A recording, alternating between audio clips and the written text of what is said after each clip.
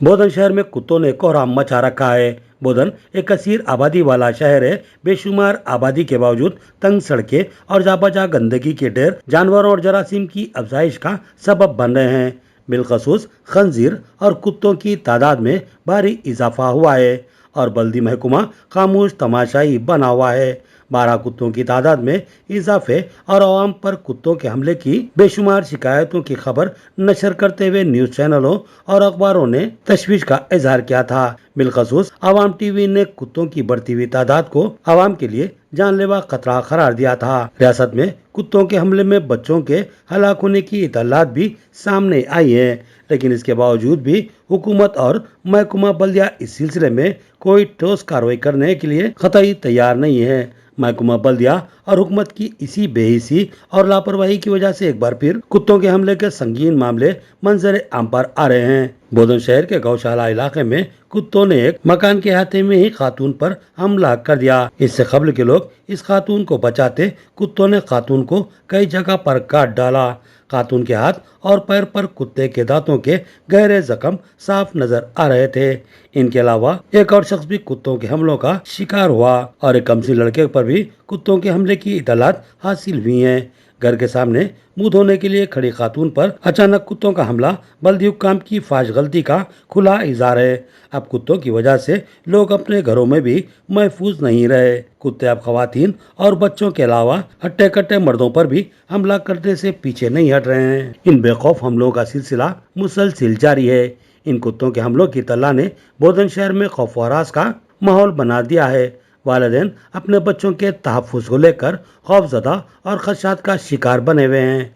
ज़ईफ़ मर्द ख़वातीन को भी खौफ व खदशात लाहक हो रहे हैं। कुत्तों में एक जुनून की सी कैफियत है, वो एक साथ कई अफराद पर ताबड़तोड़ हमले कर रहे हैं। हत्ता के घरों के सामने भी लोगों पर हमला करने से ये कुत्ते नहीं चूकते।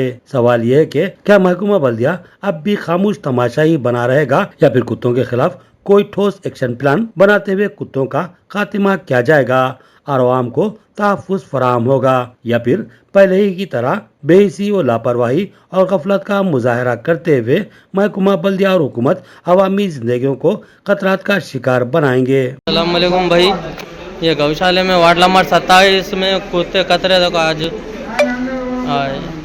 तीन जनों को कतरे वाला है। ये फहीम भाई है, फिर बाद में और छोटे बच्चे भी है। अभी इधर है देखो, एक लेडीज भी है इधर, उनके भी हाथ को ख़राब कर दिए। इधर थोड़ा बलिया को डालेंगे।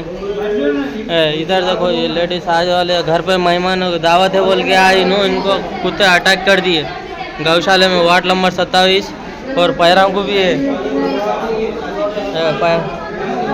पैर को भी दाग है और 2 छोटे बच्चों को भी कतरे वाला है। अभी उनको दूसरी जगह लेके गए। सुबह के टाइम पे देखो मुंह धोने गए, इनको हाथ को पैर को एक दांत है, पैर को है और हाथ को भी है। ये हाथ को है देखो। ये गौशाला में वार्ड नंबर 27 कुत्तों का हाल देखो। ये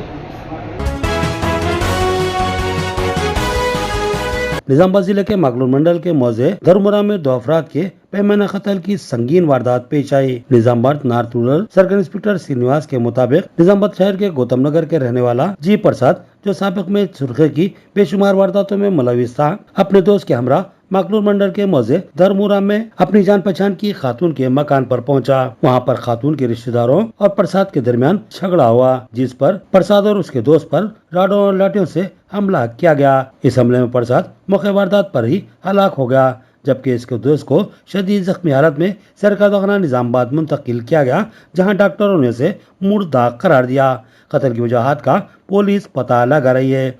मकाम वारदात पर पहुंचकर सीआई श्रीनिवास के साथ साथ माकलूर सब इंस्पेक्टर राजशेखर ने सूरत हाल का जायजा लिया और पंचनामे के बाद मुकदमा दर्ज कर लिया और एहतियाती तौर पर गाँव में पुलिस पैकेट को तैनात कर दिया।